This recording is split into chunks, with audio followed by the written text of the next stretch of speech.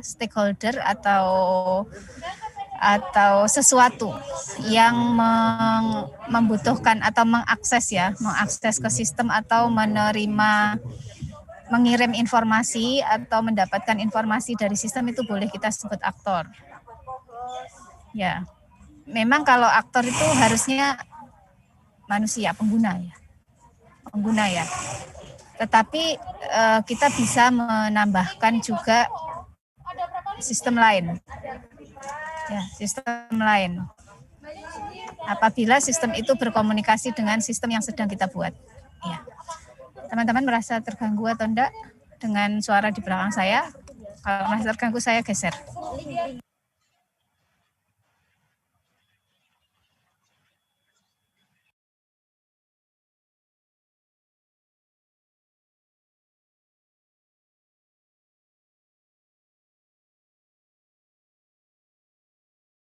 Oke ya, saya geser sebentar.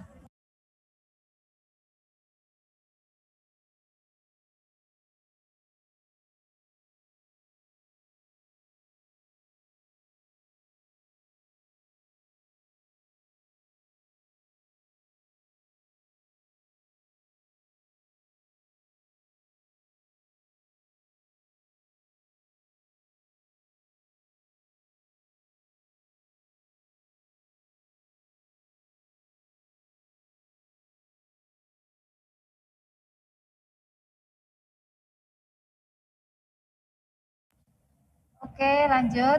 Teman-teman bisa dengar suara saya? Bisa ya? Oke, ya Putri tadi sudah diskusi terkait dengan aktor, gitu ya, terkait dengan aktor. Yang kemarin tugasnya teman-teman itu adalah mengidentifikasi kebutuhan. Kebutuhan itu biasanya kalimatnya memang sistem bisa apa gitu ya. Sistem bisa apa. Tetapi di beberapa literatur itu juga ada yang menyebut sebagai penggunanya. Jadi misalnya mahasiswa dapat apa gitu. Dosen dapat apa gitu. Dapat melakukan apa. Nah, itu di beberapa literatur yang lain itu juga bisa. Ya, tidak masalah. Oke, kita lihat dulu. Jadi yang di pertama itu, tugas yang pertama kemarin saya pengen dapat dari teman-teman. Kira-kira teman-teman ini sudah paham belum sih gitu ya, dengan yang namanya kebutuhan gitu. Dan setelah saya lihat ternyata lumayan cukup paham. Oke, berarti kita bisa bergeser ke materi berikutnya. Jadi nanti akan kembali lagi ke kebutuhan. Jadi yang kemarin kita keep dulu, kita simpen, karena nanti kita akan belajar untuk ketika mengidentifikasi kebutuhan itu, apakah kalimatnya tidak ambigu, apakah kalimatnya spesifik, apakah kalimatnya bisa diukur. Nanti ada sendiri bagiannya. Oke, jadi nanti kita akan balik berawal dari yang teman-teman kerjakan kemarin. Oke, ada pertanyaan sampai di sini? Tidak, kita masuk ke materi dulu ya, sebentar. Hari ini saya pengen bahas tentang teknik elisitasi, ya, teknik elisitasi kebutuhan. Ya, saya share screen dulu. Oke, ya, udah tampil belum? Ini kayaknya tampilnya sebentar, saya pakai yang ini aja, yang desktop. Ya. Oke. Sudah tampil ya? Udah pernah dapat teknik elisitasi kebutuhan belum?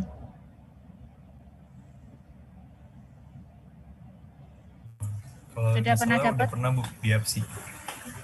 Sudah pernah dapat di APSI. Berarti kita kita refreshing. Ya, di APSI sudah dapat, ya berarti bisa dipercepat. Nanti lebih banyak pada prosesnya. Teman-teman akan belajar di dalam prosesnya. Oke, di teknik elisitasi ini ada 6 yang kita bahas di sini. Yang pertama adalah teknik tradisional. Yang kedua teknik elisitasi berkelompok, kemudian prototyping, lalu teknik model driven, teknik-teknik kognitif, dan teknik-teknik kontekstual. Elisitasi itu apa sih? Elisitasi itu ngapain?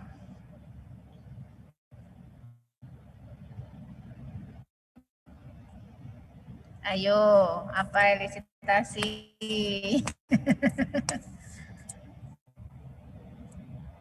Hah?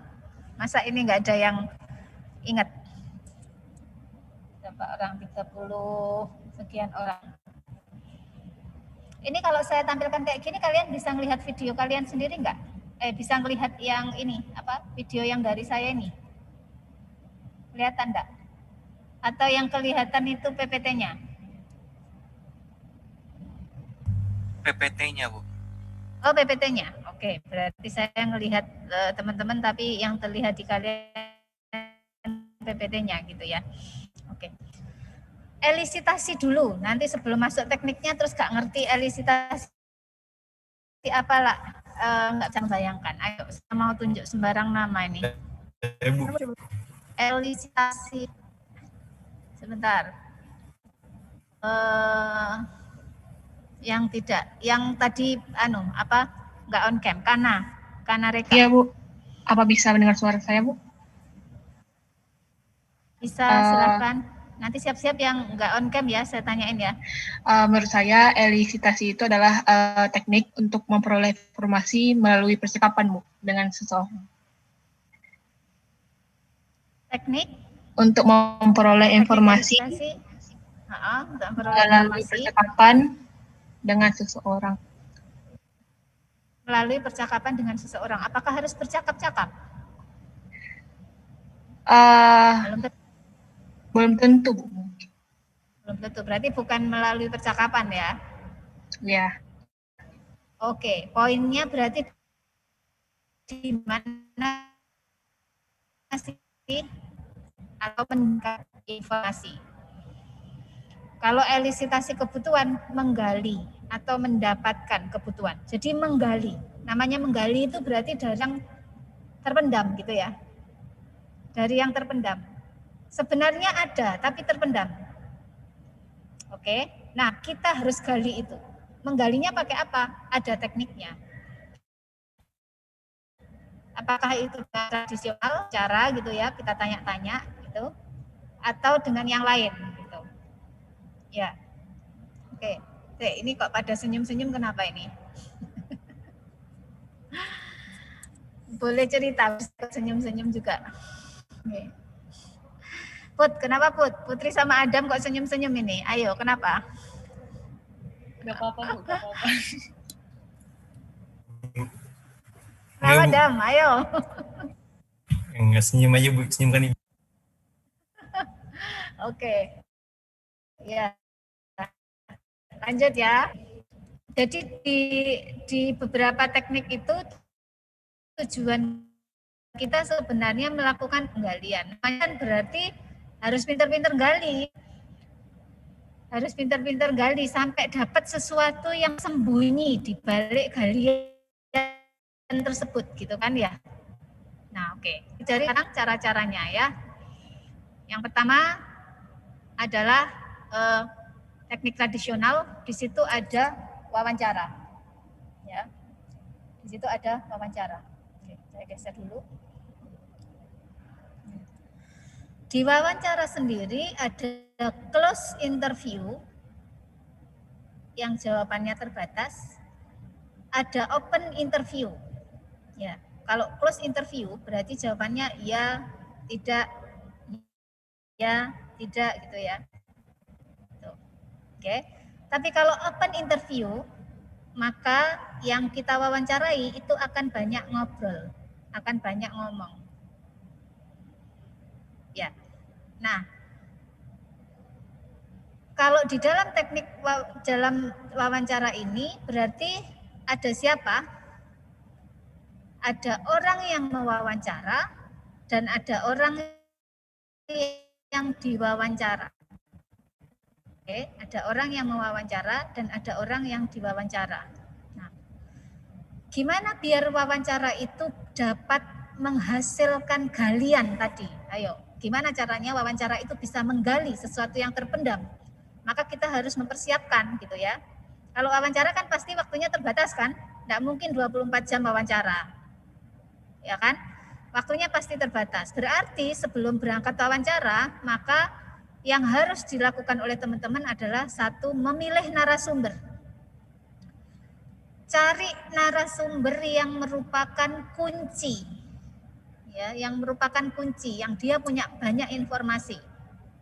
Ya. Kalau teman-teman cari wawancara mahasiswa, cari mahasiswa yang paham tentang informasi akademik. Cari mahasiswa yang dia kalau diajak ngomong enak, nggak diem tok. Kalau misalnya ditanya cuman bilang oh iya, oh tidak, ya begitulah gitu kan nggak dapat ya. Nah berarti harus cari narasumber yang tepat. Jadi memilih. Yang berikutnya setelah memilih narasumber, maka buat perjanjian. Ya, besok ya ketemu ya jam sekian. Buat perjanjian, oke? Kemudian setelah buat perjanjian, siapkan struktur pertanyaan yang jelas dan lengkap. Jadi sebelum kegiatan wawancaranya, teman-teman harus menyiapkan pertanyaan. Jadi jangan sampai pada saat sudah ketemu, halo Kak, gimana kabarnya gitu ya. Hari ini aku mau wawancara ya. Terus habis itu bingung mau nanya apa. Ya, maka kita nggak akan mendapatkan galian. Ya, kita nggak akan mendapatkan informasi yang sesuai. Oke. Kemudian ini ya, memilih narasumber secara pribadi dan merekamnya. Jadi ini hampir sama yang di atas tadi, tapi ini maksudnya ke nantinya gitu ya. Nantinya itu harus direkam. Ya.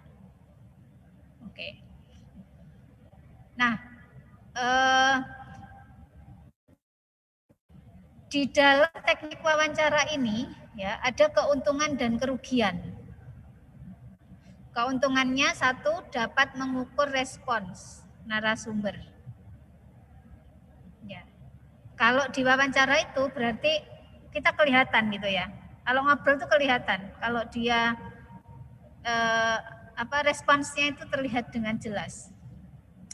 Tapi butuh waktu dan biaya yang banyak. Kenapa butuh waktu? Ya itu tadi kita harus janjian.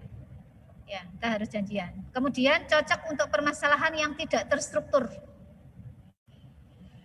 Kira-kira kalau SIM akademik ini cocok wawancara atau cocok bukan wawancara?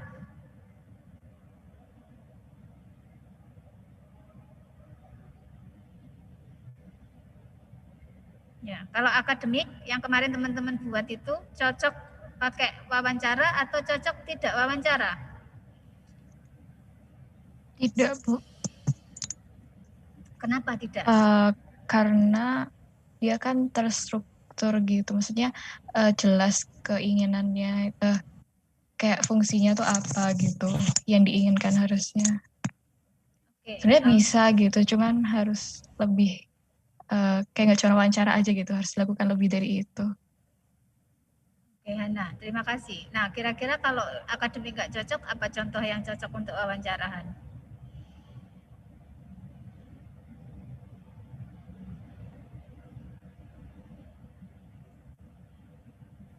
Kalau masih belum kepikiran sih, Bu. Kapan dia cocok untuk ngambil wawancara, kapan enggak? Kita gunakan wawancara kalau tadi tidak terstruktur gitu kan ya. Nah, tidak terstruktur itu di mana? Kalau kalian nggak ngerti, itu nggak terstruktur. Kalian ngerti gitu kan? Akademik itu kayak gimana? Dosen ngapain? Mahasiswa ngapain gitu kan ya? Oke. Paling gampang berarti kalau akademik itu sebenarnya cari prosedur dokumen. Ya. Mempelajari dokumen.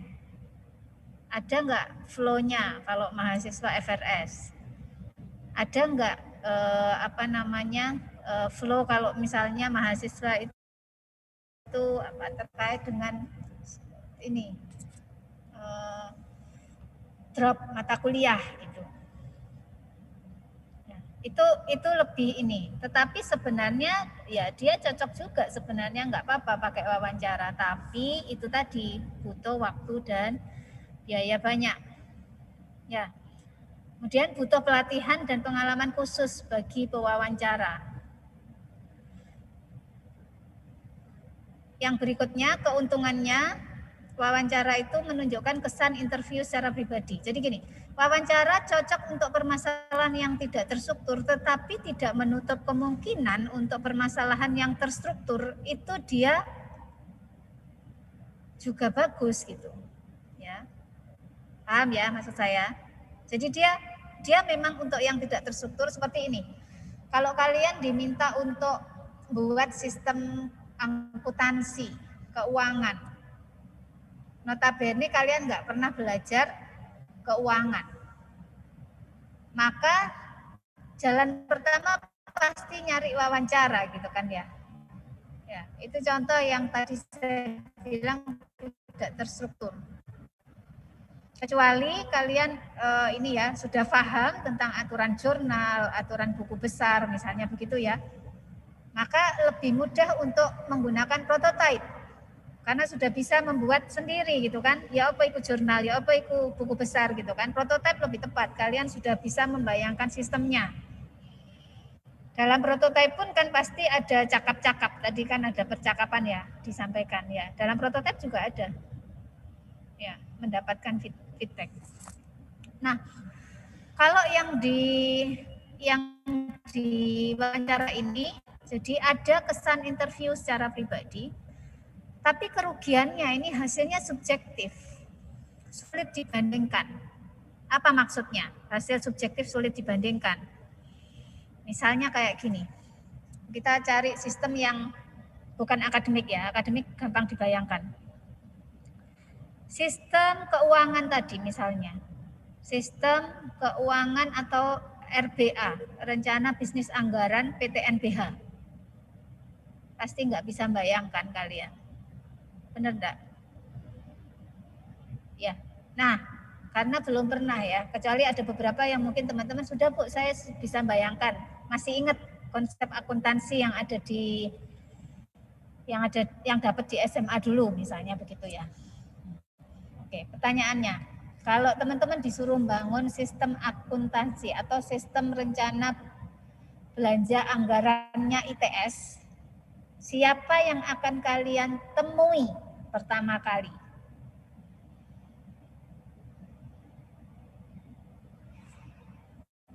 Milih narasumber ya ini.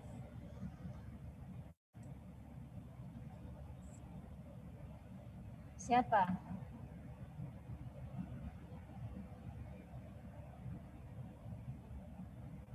Kunci pertama, seorang analis harus banyak membaca dan melihat. Oke, kalian kayaknya nggak tahu struktur ITS.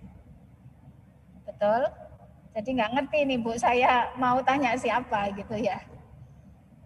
Oke. Oke, kira-kira siapa yang akan kalian temui pertama kali kalau disuruh buat sistem rencana bisnis anggaran? Yuk. Ini sambil belajar ya, kemampuan seorang analis tuh menganalisis juga.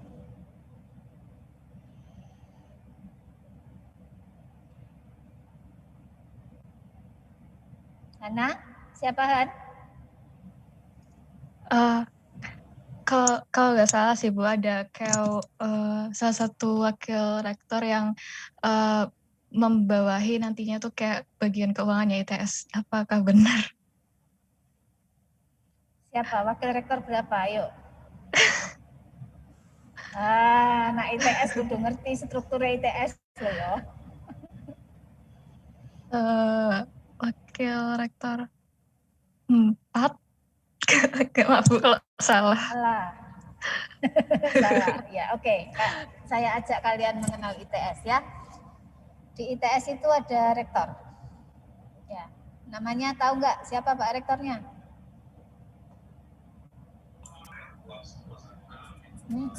Ayo. Rektornya Dewi tahu nggak? Asari Bu. Siapa, Clement? Asari. Pak Azhari, Muhammad Azhari. Dari mana? Wah, darinya kurang tahu Bu. Oh, dari Telkom Bu. Departemen mana? Oh, dari Telkom? Kok dari Telkom? Oh, salah Bu. Dari Teknik Elektro. Oh, iya. Satu fakultas sama kalian. Ya, dari Teknik Elektro. Memang pernah menjadi rektor di Telkom University. Tapi itu karena ditugaskan oleh rektor ITS yang sebelumnya untuk menjabat di sana. Ya, jadi diminta untuk menjadi rektor di sana. Oke, sudah kenal ya. Kunci pertama, seorang analis harus banyak mengetahui informasi ya. Kalau kalian nanti pengen, saya yakin beberapa dari kalian pasti pengen jadi analis juga. Pengen jadi analis maka lebih seringlah banyak mendengar, seringlah banyak melihat, ya, seringlah banyak membaca. Oke. Yang berikutnya, wakil rektor ada berapa? 4. 4. Wakil rektor 1 itu ngurusin apa? Bu, Hah? Apa, Men? akademik. Akademik dan kemahasiswaan. Nah, ngurusin kalian. Itu wakil rektor 1. Jok sampai gak kenal ya. Siapa namanya? Ibu. Pak Adi. Adi. Ayo, ini kalian tuh bisa melihat web kan? Ayo coba carian di web ITS. Ada nggak pimpinan ITS? Pak Adi Supriyanto. Pak Adi Supriyanto itu dari mana?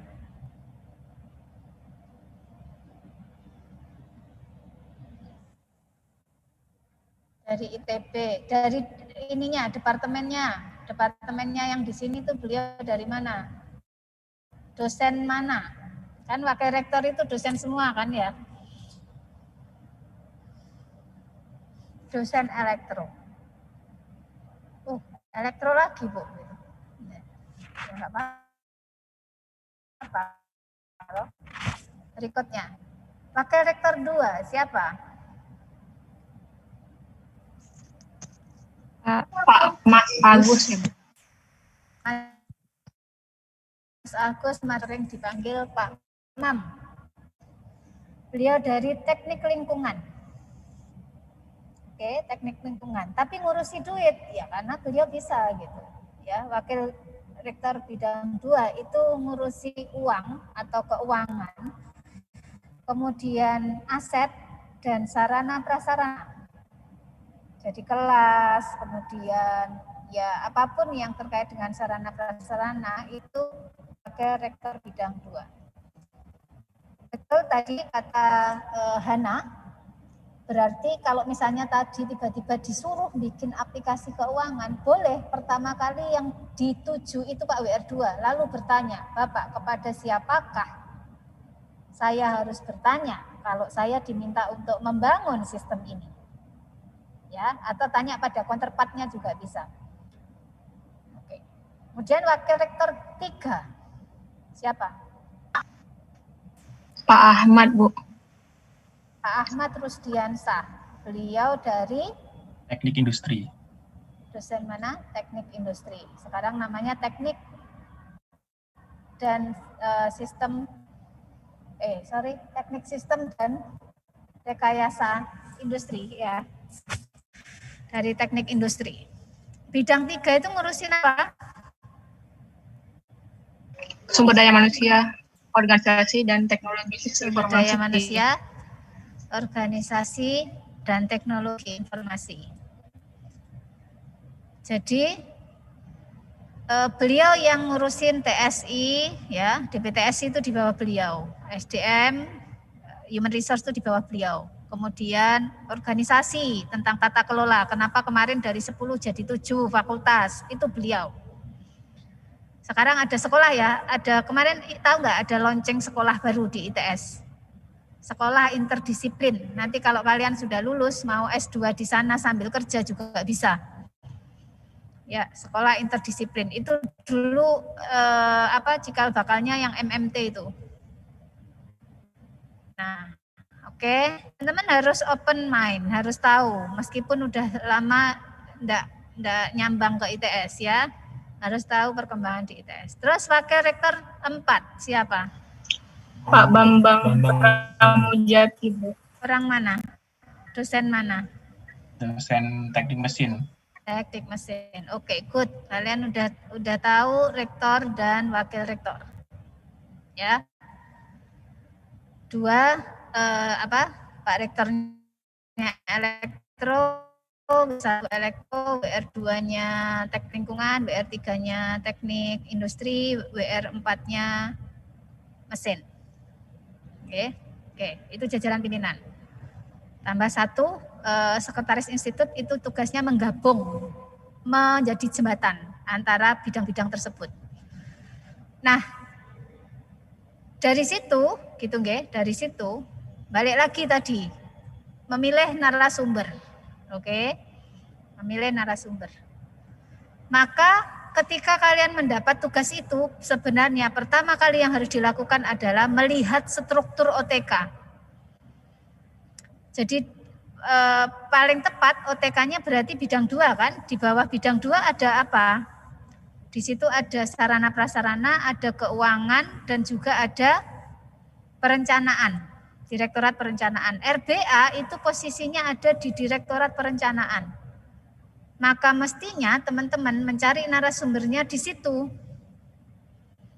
Kemudian sebelum membuat pertanyaan berarti harus mengetahui dulu Dir PP itu tugasnya apa. Oke, kalau dia harus merencanakan uang, merencanakan keuangan gitu ya, itu bagaimana prosedurnya, bagaimana SOP-nya, ya, uang yang seperti apa yang direncanakan, ya, duitnya ITS itu dari mana saja, nah itu harus tahu, sumber-sumber keuangan ITS dari mana saja, kemudian belanja ITS untuk apa saja, lalu bagaimana aturan-aturan belanja, itu kan, aturan-aturan belanja, misalnya kalau ngomong pagu-pagu, ya, nah, kenapa saya ajak kalian berdiskusi atau membahas keuangan?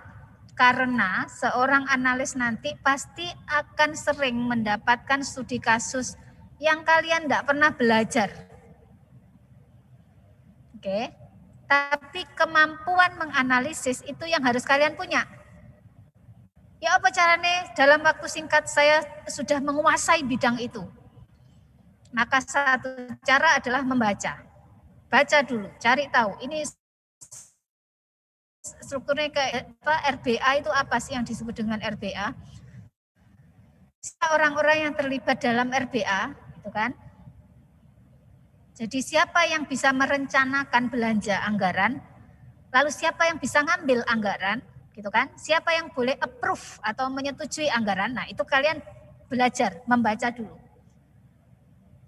Setelah itu baru teman-teman mencoba menuliskan pertanyaan. Kalau memang dari bacaan tadi ada yang nggak ngerti, barulah itu membuat pertanyaan. Ya. Jadi setelah memilih narasumber tadi bisa bolak-balik loh ya, membuat pertanyaan, terus setelah itu bikin janji juga nggak apa-apa. Ya. Oke, karena bisa jadi kan misalnya bikin janji, Pak, apakah bisa wawancara?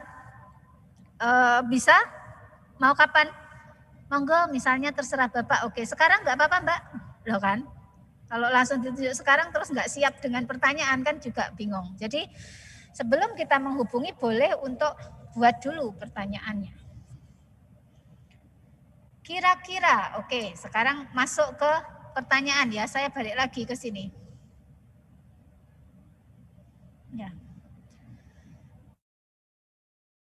Kalau kalian diminta untuk mewawancara terkait dengan itu, apa yang akan kalian tanyakan?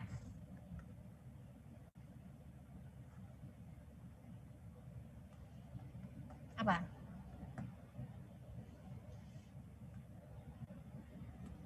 Yuk, ini saya cari yang enggak open cam. Intan? Saya jawab pertanyaan saya? Iya, Bu. Silakan.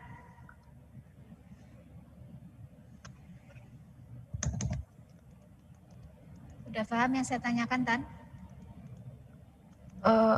Kurang paham, Bu. Kurang paham. Teman-teman yang lain paham ya? Kalau kalian disuruh bertanya, kalian akan bertanya apa?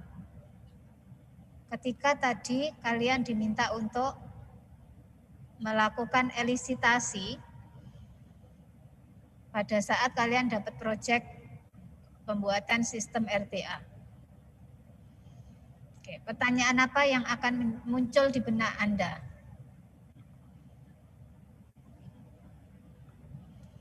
Paling enak biasanya ini nggih. Oke, saya tutup share screen-nya.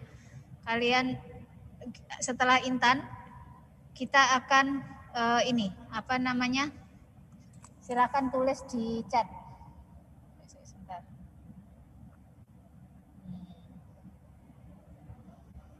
Stop share. Ya, oke. Intan dulu. Intan baru nanti teman-teman yang lain. Saya minta untuk menulis pertanyaannya.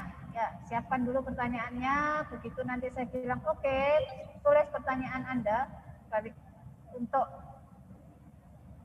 orang yang Anda wawancarai gitu ya. Maka tulis di situ. Intan dulu. Nah, Iya, Bu. Sebentar.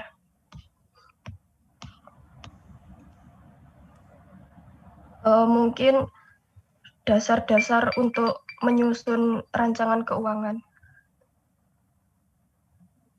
dasar untuk menyusun rancangan keuangan. Bagaimana Intan akan bertanya tentang dasar-dasar itu? Bisa disampaikan kalimatnya kalau Anda ketemu dengan orang yang diwawancarai?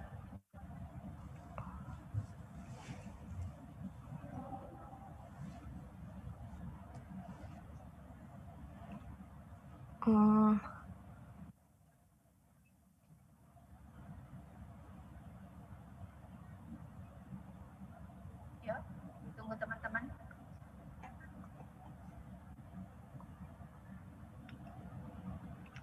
Intan ada yang belum paham?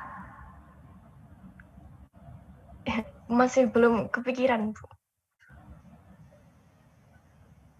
Belum kepikiran? Atau kamu lagi double zoom sama yang lain?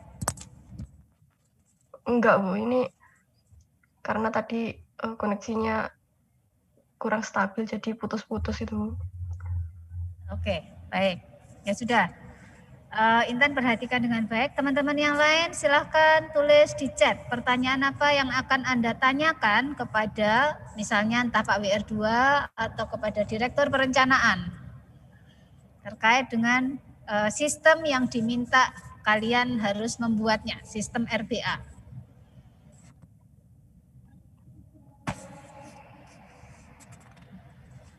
Yuk.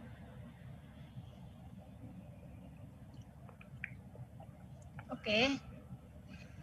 Siapa yang membutuhkan sistem RBA? Oke, bagaimana sistemnya?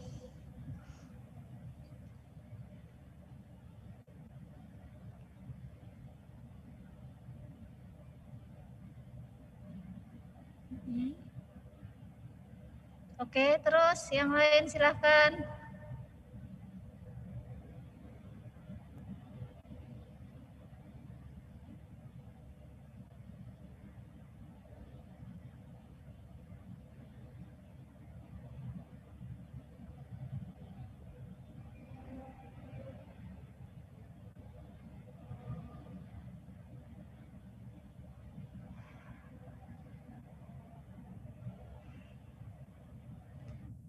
Oke, good.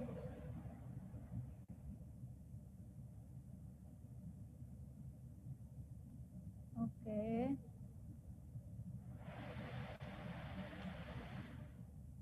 Oke, kita bahas. Ya. Yang lain silahkan nambahkan di situ ya. Kita bahas. Pada saat kalian disuruh membuat sistem, maka pertanyaan pertama apa yang sebenarnya harus ditanyakan? Itu yang paling tepat adalah pertanyaan yang ditulis sama Kresna. Siapa yang akan menjadi pengguna dalam sistem ini? Itu pertanyaan kunci. Ya, jadi siapa yang akan menjadi pengguna dalam sistem ini?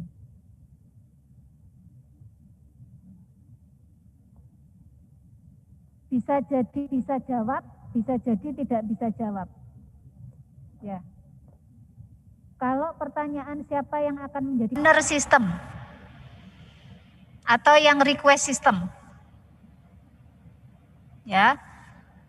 Kalau yang bawah-bawah itu bisa jadi nggak ngerti. Yang staff ngurusi penerimaan, pengeluaran itu bisa jadi nggak ngerti. Maka pertanyaan itu kita tanyakan sama owner. Ya, siapa nanti yang akan menggunakan aplikasi RBA? Oke. Jawabannya adalah bendahara pengeluaran BPP, kemudian pimpinan dari masing-masing level, jadi yang approve nanti itu ya. Kemudian ada lagi adalah admin. Admin ini yang bagian nanti ngurusi beberapa yang terkait data-data master. Ya. Nah, setelah itu pertanyaan apa yang berikutnya? Boleh tadi kayak Adam ini nanya apa RBA itu sendiri, itu boleh. Kalau itu nggak ngerti, tapi ketika wawancara sebaiknya teman-teman tuh sudah ngerti apa itu RBA. Jadi karena wawancara itu orang yang kita wawancarai adalah orang yang sibuk, ya. Jadi kita harus punya asumsi itu. Maka pertemuan kita saat wawancara itu adalah pertemuan yang efektif. Pasti nggak lama-lama. Terus bisa jadi dia nyambi-nyambi gitu ya. Kalau kita masih nanya RBA, bisa jadi nanti jawabannya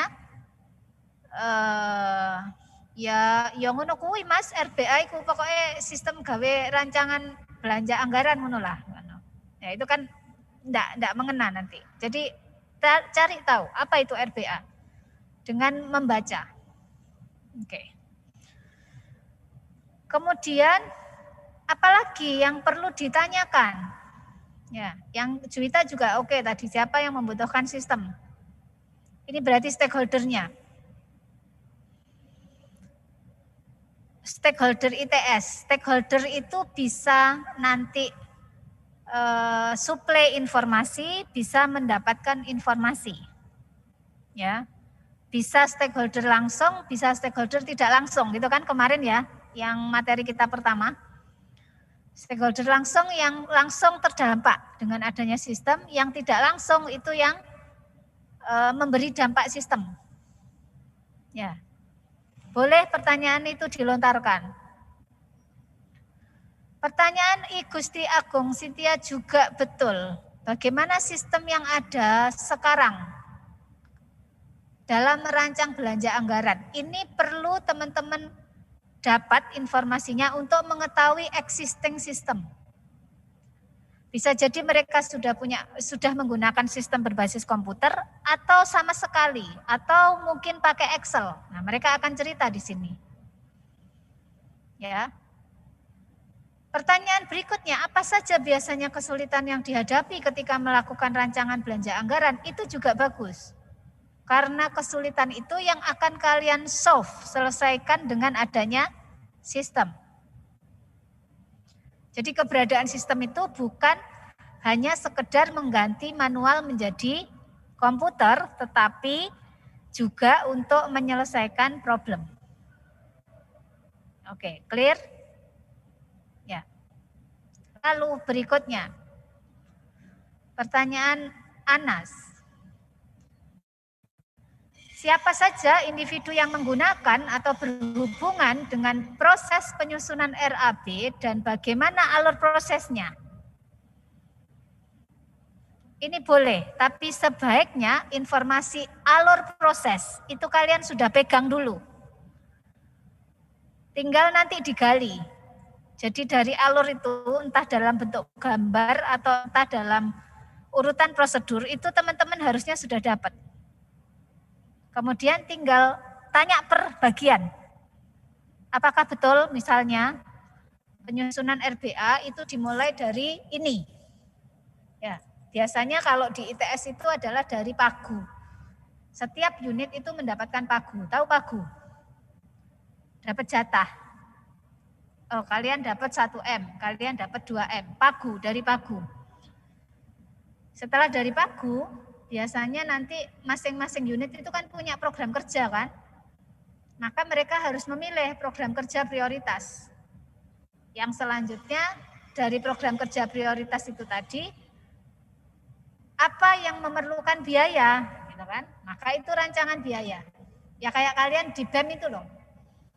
Kalau mau ada kegiatan itu kan mesti ngusulkan RBA. Ya, tapi RBA yang di sistem ini itu adalah untuk seluruh kegiatan selama 1 tahun berjalan. Ya. Bisa dipahami sampai di sini? Oke, saya stop dulu. Saya mau dapat kalian mau tanya apa silahkan. Ya, setelah itu nanti kita lanjut di pertanyaan berikutnya. Silahkan yang mau diskusi. Intan bisa tangkap penjelasan saya, Tan? Iya, Bu, bisa. Oke, udah paham ya? Insya Allah, Bu. Insya Allah, ya. Teman-teman yang lain ada yang mau ditanyakan sebelum kita lanjut di pertanyaan berikutnya?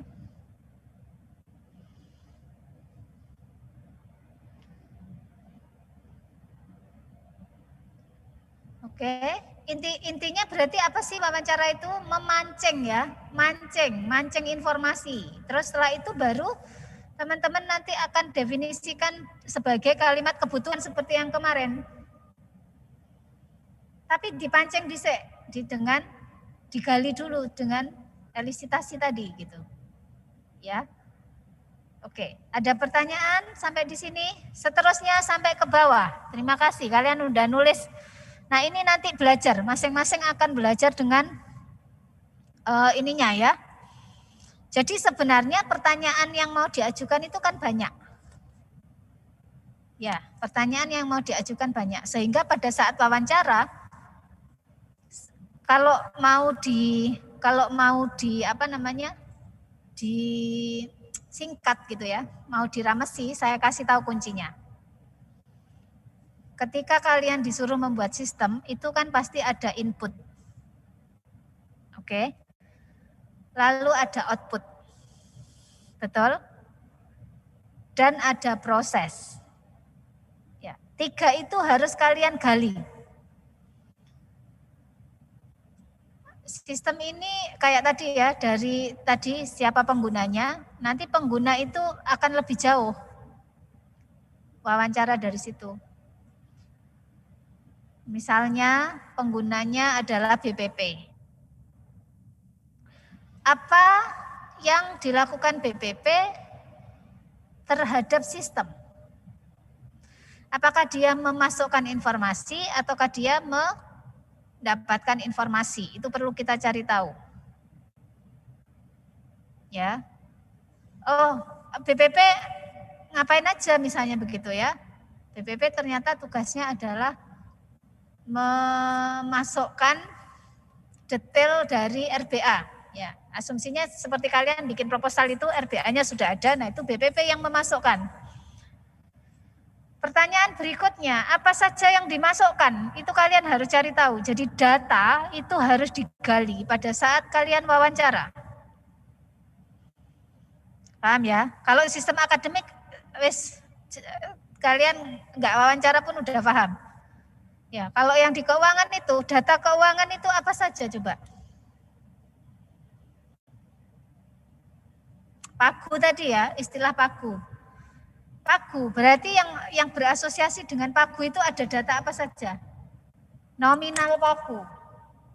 Untuk siapa pagunya? Ya kan? Untuk siapa itu berarti departemen mana? Unit mana? Kemudian kapan periodenya? Karena pagu tahun 2021 akan berbeda dengan pagu pada tahun 2020. Ya. Nah, itu nanti akan masuk ke database gitu kan. Teman-teman gali data, itu nanti akan masuk ke database. Oke. Lihat lagi ke bawah, misalnya ada pertanyaan. Apa saja hal-hal yang harus diperhatikan dalam menyusun rencana bisnis anggaran? Pertanyaannya Putri. Ini kalau kalian jadi respondennya, bingung nggak jawabnya? Ayo. Bisa bingung ya, apa Mbak ya? Apa ya yang harus diperhatikan gitu. Nah. Sehingga mungkin kalimatnya harus diganti, atau Putri ini pengen dapat informasi apa sebenarnya? Constraint. Dapat informasi apa, Put, dengan pertanyaan itu? Mungkin ada batasan-batasan yang harus kita perhatikan gitu sih, Bu. Oke. Boleh tanya batasan, detailkan lagi, turun lagi ke level bawahnya. Jadi ketika kalian wawancara itu, kalian harus berpikir menjadi mereka. Ya, batasan itu misalnya begini. Terkait pagu tadi ya. Apakah ada minimal pagu? Apakah ada maksimal pagu? Boleh ditanyakan. Ya. Atau bagaimana cara membagi pagu? Apakah seluruh itu unit dibagi rata ataukah ada sendiri? Nah, itu nanti akan ketemu batasan. Batasan berikutnya apa? Nominal, biasanya ini waktu ya. Berapa lama harus di-approve misalnya begitu? Atau apakah ada batas, karena keuangan itu kan main waktu ya. Keuangan bulan Januari itu biasanya kalau di ITS itu sebelum masuk uang muka, jadi ada uang muka ya. Uang muka itu bukan ini ya. Uang muka itu gini. Unit punya pagu, dalam merancang itu mereka harus sekaligus merancang uang ini akan saya keluarkan kapan, berapa jumlahnya. Jadi misalnya Januari itu saya akan ambil atau keluarkan berapa, untuk kebutuhan apa. Maka di dalam sistem keuangan ada namanya mata anggaran. Nah, mata anggaran itu kalian harus nanya, mata anggarannya apa saja. Meskipun teman-teman tidak pernah belajar ilmu akuntansi, begitu sudah memutuskan diri menjadi pengembang sistem, kalian harus siap untuk belajar sesuatu yang baru setiap saat. Paham ya? Oke, kita lanjut masalah wawancara. Nanti bisa sebenarnya kalau kita offline itu biasanya saya menugaskan kalian datang ke unit untuk wawancara. Oke. Karena ini prosesnya online ya agak bingung juga sih gimana caranya memberikan tugas untuk wawancara gitu ya. Ya, jadi nanti mungkin saya atur ininya. Balik ya, kita balik lagi ke PPT-nya. Oke. Ini. Yang kedua adalah kuesioner. Oke, back sebentar. Yang wawancara tadi. Jadi keuntungannya bisa memunculkan respon narasumber yang tinggi sejak awal, tapi sulit menggali ranah pengetahuan dari narasumber. Narasumber yang kita pilih, misalnya kayak Pak WR2. Pak WR2 itu paham betul tentang kebijakan, tapi belum tentu beliau paham secara teknis. Ya, ngajukan RBA itu alurnya gimana? Mungkin beliau tidak sedetail itu. Tapi kalau misalnya tadi ditanya pagu itu bagaimana pembagiannya, beliau lebih paham. Artinya ranah pengetahuan dari narasumber ini macam-macam. Sehingga ketika teman-teman melakukan wawancara itu harus mengambil beberapa orang perwakilan. Bisa perwakilan pengguna, bisa perwakilan dari penentu kebijakan gitu ya. Bisa perwakilan dari staf yang sehari-harinya mengelola itu. Ya, itu memilih yang tadi wawancara ya. Nah, pewawancara yang efektif ini gimana? Open mind. Jadi kalian harusnya menyampaikan pertanyaan yang membuat orang yang kita wawancarai itu akan cerita banyak. Ya, jadi pakai kalimat yang open tadi ya. Kecuali kalau memang sudah fix kalian butuh konfirmasi, maka gunakan close question, ya, pertanyaan yang tertutup. Apakah benar Pak kalau misalnya kalau misalnya pagu pengambilan uang itu harus di-approve oleh pimpinan? Iya, benar. Nah, itu pakai pertanyaan iya dan tidak. Ya. Nah, pewawancara mendesak interview untuk aktif mengajukan pertanyaan, mengajukan kebutuhan, dan memanfaatkan prototype system. Jadi, kalian sebagai interview orang yang menginterview gitu ya. Ini interview itu orang yang diwawancara ya. Pewawancara itu orang yang mewawancarai. Ya. Kalian harus mengajukan pertanyaan, ya, kemudian atau bertanya tentang kebutuhan atau memanfaatkan prototype system untuk bisa mendapatkan pewawancara yang efektif. Paling gampang cari aplikasi open source tentang RBA, kemudian ketemu sama stakeholdernya. Pak, kira-kira apakah memang seperti ini yang Bapak harapkan? Ini kalau misalnya mau ngajukan anggaran, ini kalau approvement, ini kalau ini. Nah, itu pakai prototype. Oh enggak Mas, saya pengennya begini-begini. Itu boleh. Ya, jadi sistem prototype pun boleh kita gunakan berbarengan sama wawancara ya.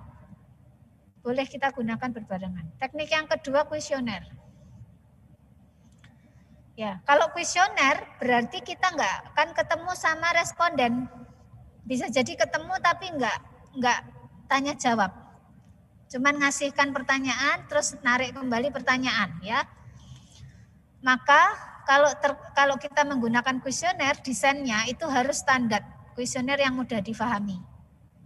Kemudian kita kirimkan ke lingkungan kerja end user dan susun hasil dalam statistik, struktur respon atau hasil diringkas dalam statistik distribusi. Ya. Kuesioner tahu ya, kuesioner itu biasanya nanti untuk aplikasi-aplikasi yang sekarang banyak ya teman-teman yang bangun aplikasi fintech gitu ya, financial technology, itu mereka pakai kuesioner untuk mendefinisikan ya. Oke. Nah, itu sama kerugiannya murah dan cepat ya, karena sekali sebar bisa banyak responden. Tapi pertanyaannya umum, enggak bisa spesifik. Enggak bisa yang tadi gali-gali sampai alurnya gimana. Kalau misalnya terjadi begini gimana?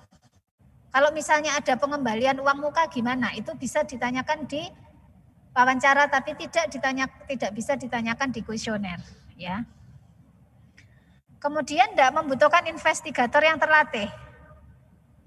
Ya, enggak perlu training, enggak perlu belajar, wes. Ketemu Pak, mohon maaf, bisa membantu saya mengisi kuesioner kan gitu toh kan pertanyaannya ya. Terus ditungguin sekian menit, lalu setelah itu balik, ucapkan terima kasih, kasih souvenir misalnya ada souvenir gitu kan. Nah itu enggak perlu orang yang pinter gali pertanyaan. Kemudian mudah untuk mensintesis hasil karena formatnya sudah clear. Dan meminimalkan biaya untuk semua end user. Tapi kerugiannya tadi ya, pertanyaannya umum, tidak bisa spesifik buat menampakkan pribadi end user dan responsnya rendah. Maksudnya respons rendah itu apa ya, kan cuman ya tidak gitu kan ya. Oke. Sampai di sini. Enggak ya, kita lanjut. Yang berikutnya observasi. Ini masih di teknik presentasi tradisional ya. Observasi itu kita mengunjungi lokasi pengamatan lalu merekam kejadian dalam lokasi pengamatan. Jadi misalnya kalau lihat tadi ruangannya orang perencanaan mati. Si A itu ngapain, si B itu ngapain, terus dia itu mengerjakan tugas apa. Ya. Keuntungan kerugiannya apa?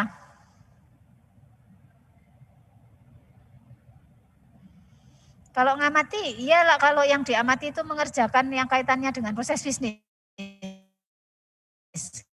Gitu. Ya kan nggak ada nanya, cuman ngamati toh, cuma ngelihat.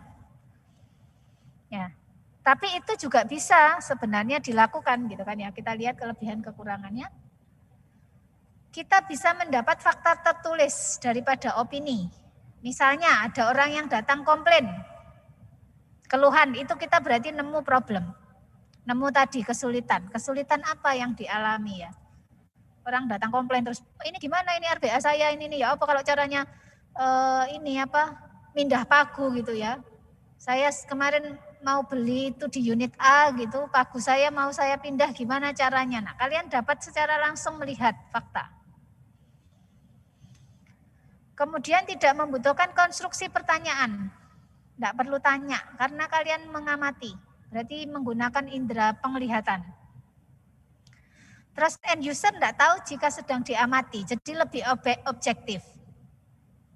Ya, taunya misalnya di situ ada pegawai magang atau pegawai ini misalnya kontrak atau apa gitu, tapi tidak tahu kalau mereka itu sebenarnya sedang diamati. Lalu analisisnya tidak bergantung pada penjelasan lisan. Ya pada fakta langsung ya. Cuman kerugiannya analis mungkin mengubah operasi bila end user merasa diamati. Terus dalam jangka panjang, fakta yang diperoleh dalam satu observasi mungkin tidak cukup representatif dalam kondisi harian atau mingguan. Ya, kalau sehari kan belum tentu seluruh alur itu terjadi. Ya, sehingga butuh waktu lebih lama kalau kita mau melakukan observasi. Kayak teman-teman FRS, itu ya kalau mau diobservasi, kan hanya dapat dalam 1 minggu itu hanya dapat proses pengambilan FRS. Proses ngedropnya FRS kan berikutnya gitu ya. Jadi ngikuti alur yang lama gitu kan. Oke. Jangka panjang. Kemudian butuh pengalaman dan keahlian khusus dari analis. Jadi meskipun enggak banyak tanya, enggak perlu ngomong banyak, tapi perlu keahlian khusus ngamati itu. Ya, ojo sampai salah ngamati jadi gosip gitu kan. Ya, perlu keahlian khusus nangkap fakta dari pengamatan, karena kita nggak tanya gitu, nggak tabayun, nggak konfirmasi, kita cuma ngamati. Ya, nah, itu observasi. Sehingga biasanya observasi itu akan digabung. Kalau mau pakai observasi, nanti akan ada wawancara juga. Jadi observasi dilakukan dulu, terus baru nanti di wawancara kita akan klarifikasi. Jadi elisitasi ini kita lakukan bisa menggabung beberapa teknik. Ya, gitu ya. Ada pertanyaan sampai di sini? Permisi, Bu. Boleh, Put, silakan. Saya izin bertanya lagi, Bu, tapi terkait kuesioner sih, Bu. Jadi kalau di situasi online seperti ini kan kita agak susah ya, Bu, untuk mengawasi orang-orang yang mengisi kuesioner kita. Nah, bisa saja ada beberapa pertanyaan nih, Bu, yang bisa membuat calon responden kita ini bisa saja salah persepsi gitu. Nah, kira-kira apakah ada cara yang efektif gitu nggak, Bu, untuk mengantisipasi hal-hal seperti itu? Terima kasih, Bu. Ya, terima kasih, Put. Pertanyaan yang bagus. Berarti tidak cukup hanya dengan kuesioner. Tidak cukup dengan hanya kuesioner. Kuesioner tetap kita lakukan ya, tetap kita lakukan, tetapi nanti harus digabung dengan teknik lain. Setelah kita mendapatkan hasil kuesioner, hasil analisisnya, pasti kan nanti kalau ada yang itu tadi ya, itu kan ada data anomali itu pasti. Ya, nah data anomali itu boleh nanti jadi bahan pertanyaan untuk wawancara, nggak apa-apa. Ini kok ada pengguna yang menjawab begini gitu misalnya ya. Apakah terkadang ada permasalahan yang terjadi? Seperti itu, Put, jawabnya. Oke. Jadi kuesioner sebenarnya paling cocok untuk masa pandemi karena kita nggak perlu ketemu orang. Tetapi kelemahannya bisa kita tutup dengan wawancara. Wawancaranya gimana, Bu, kalau nggak bisa ketemu? Ya kalian setting Zoom kayak gini bisa. Jadi janjian wawancaranya pakai Zoom. Ya, pakai Zoom. bukan datang langsung. Ya. Oke. Ada lagi pertanyaan? Silahkan.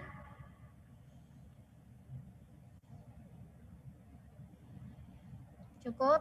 Kita lanjut berikutnya analisis prosedur ya. Nah, ini analisis prosedur itu berarti teman-teman mempelajari dan mengidentifikasi aliran dokumen kunci atau istilahnya DFD. Kalau enggak ada DFD, maka teman-teman bisa cari flowchart layanan. Apakah ada prosedur atau tahapan layanan? Nah, itu ditanyakan. Kalau enggak ada, berarti enggak cocok analisis prosedur ini. Analisis prosedur itu bekalnya adalah dokumen flow. Ya. Nah, melalui observasi, analisis mempelajari kenyataan daripada mendeskripsikan volume distribusi dan apa yang akan dikerjakan terhadap salinan dokumen. Jadi observasi tadi paling tepat kalau digabung sama analisis prosedur. Sebelum mengobservasi, teman-teman sudah menguasai dulu alur proses bisnisnya. Itu wis dikuasai dhisik, baru observasi dilakukan. Paham ya? Jadi memang teknik itu nggak akan jalan sendirian. Ada berbagai macam teknik yang kita lakukan. Keuntungan kerugiannya apa? Keuntungan kekurangannya. Jadi keuntungannya evaluasi prosedur dapat dikerjakan dengan campur tangan yang minimal dan tidak mempengaruhi operasional pemakai. Prosedur aliran dapat menjadi checklist untuk melakukan observasi. Ya, jadi cocok digabung gitu. Misalnya, oh iya centang. Misalnya kalau diobservasi, peserta kalau misalnya ngomong ruang baca ya atau perpustakaan dalam peminjaman buku, di situ kan ada aliran ya, anggota gitu kan, misalnya menunjukkan kartu anggota, kemudian misalnya dia mengambil buku, setelah mengambil buku pergi ke petugas, ya, terus di situ dilakukan pencatatan, dikasih tanggal kapan dia harus kembali. Setelah itu baru bukunya diberikan, terus dia akan dikembalikan pada saat tanggal kembali yang sesuai. Nah, berarti teman-teman sudah punya flow. Nanti pada saat observasi dilihat, kalau ada orang yang datang untuk meminjam buku, tinggal checklist aja. Oh oke. Diamati, gimana caranya mereka nyari buku, nyari literatur.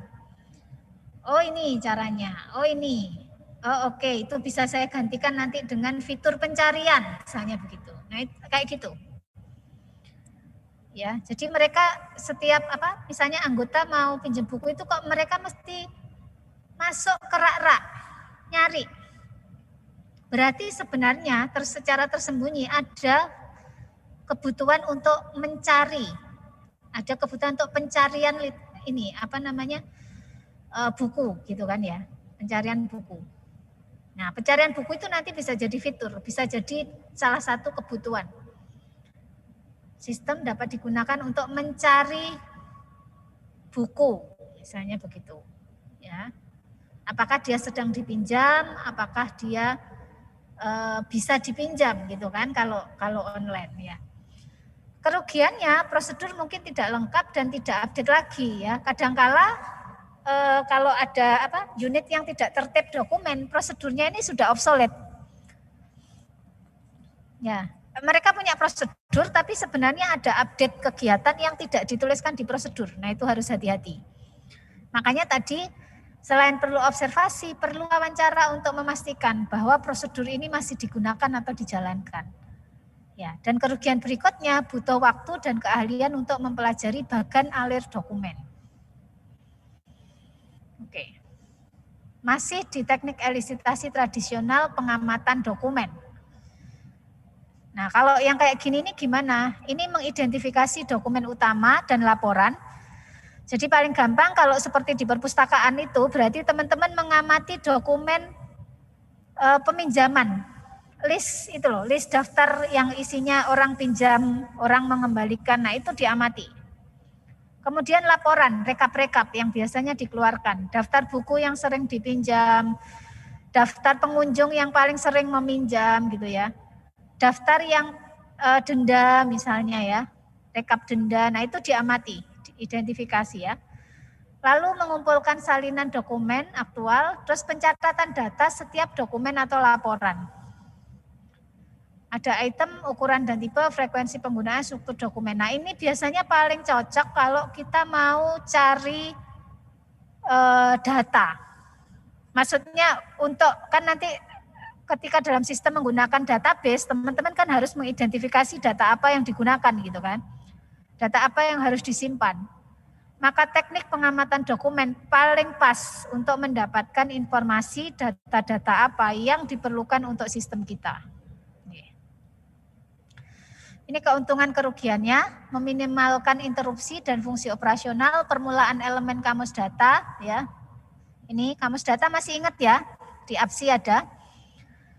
Dapat mempertimbangkan modifikasi prosedural utama. Kemudian kerugiannya umumnya butuh waktu yang cukup besar karena banyak organisasi bisnis yang memiliki dokumen dan laporan dalam jumlah yang luar biasa banyak. Ya, kalau dokumennya banyak, nah itu waktunya enggak cukup ya, perlu waktu lama untuk identifikasi. Berikutnya adalah teknik sampling, masih di tradisional. Ya, ini karakteristik sampling dapat mengurangi waktu dan biaya, butuh keahlian statistik untuk memilih sampel yang mewakili populasi. Ya. Oke, ini sudah masuk ke teknik elisitasi berkelompok. Oke, sampai di sini ada pertanyaan? Nanti saya kasih materinya, kita akan lanjut untuk diskusinya minggu depan gitu ya. Tapi paling tidak teman-teman coba untuk menggali lebih dalam. Ya. Melakukan perenungan. Ya, kalau misalnya saya sistem akademik kemarin itu berarti kalau saya pakai wawancara, kira-kira saya harus tanya pertanyaan apa saja. Ya, itu latihannya begitu. Terus kalau saya identifikasi dokumen, kira-kira dokumen apa saja yang harus saya identifikasi. Ya. Kalau saya mau melakukan observasi, kira-kira ruangan mana yang saya akan observasi. Gitu ya, untuk memahami teknik tradisional ini, teman-teman belajar lebih jauh dengan studi kasus sistem akademik. Boleh tetap diskusi dengan anggota kelompoknya kemarin, ya, teman-teman lanjutkan, dan nanti bisa jadi keluar dalam ETS, evaluasi tengah semester. Oke, jadi tugasnya bisa dikumpulkan, bisa tidak, tapi bisa menjadi bahan evaluasi tengah semester. Ada pertanyaan sampai di sini?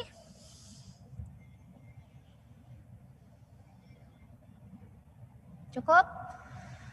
Saya minta tolong sisa waktu teman-teman gunakan untuk kembali menekuni yang kemarin sistem akademik, ya, sistem akademik. Kemudian coba teknik wawancara. Berarti tiap kelompok, masing-masing orang harus mendefinisikan wawancaranya apa, tetapi harus bermain peran. Jadi misalnya si A, jadi satu kelompok ada 2 orang misalnya ya, si A itu jadi dosen, si B itu jadi mahasiswa. Atau mungkin ada lagi kelompok lain yang berganti peran, ada yang jadi kepala departemen. Atau ada yang jadi misalnya direktur pendidikan. Ya. Nah, lawannya itu membuat daftar pertanyaan, kemudian kalian beraksi untuk bertanya. Jadi harus diikuti ya. Harus nyoba. Ya, silakan sama kelompoknya nanti misalnya itu untuk belajar tata bahasa. Jadi nanti dalam bertanya, teman-teman harus minggu depan mungkin beberapa menit kita coba gitu ya. Saya akan sampling salah satu kelompok. Terus kalian mempraktekkan apa yang sudah Anda lakukan hari ini nanti.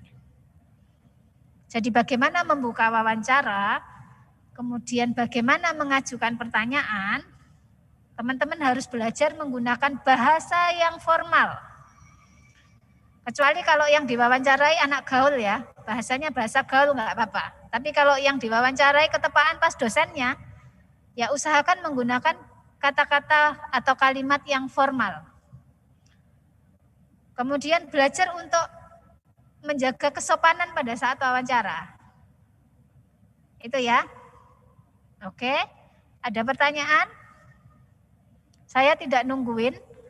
Tapi kalian saya minta belajar sendiri. Minggu depan saya akan sampling satu kelompok. Jadi kalian siapkan juga pertanyaannya. Begitu satu kelompok ini saya minta, berarti mereka berperan seperti hari ini kalian melakukan itu. Ya, terus yang kelompok lain bisa mengamati.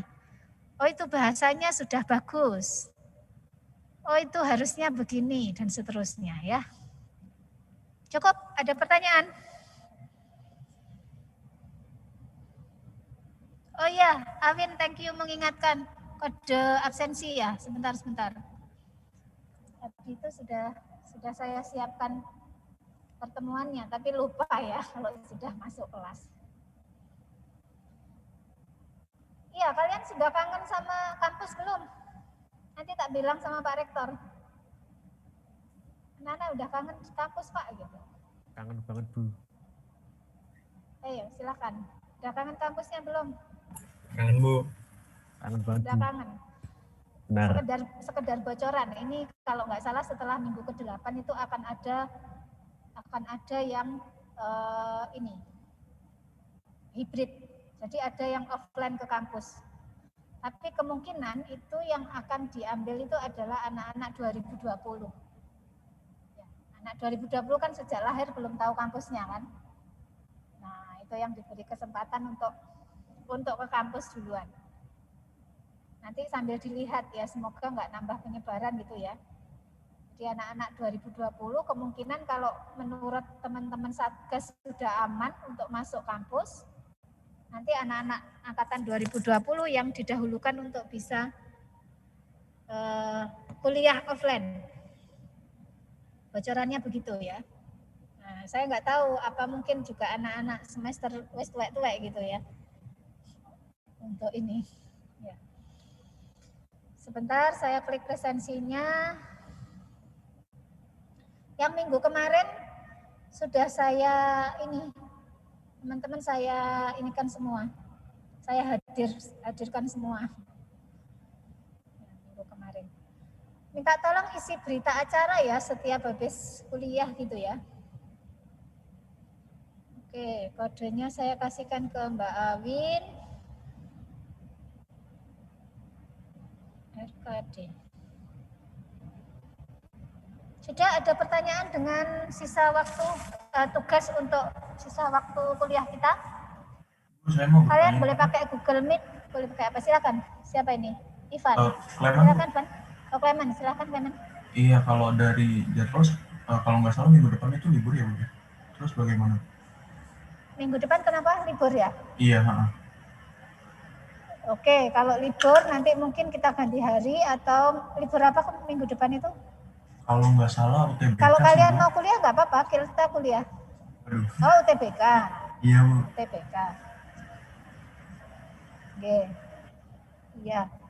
Ya kalau libur kita ikuti aja libur nggak apa-apa gitu ya. Tapi kalau misalnya aja Bu kuliah aja, nah nanti nggak apa-apa. Kalau misalnya kemarin kan sudah sempat belajar sendiri ya. Kalau yang mau kuliah nanti sampaikan ke Mbak Awin, kita set up kuliah.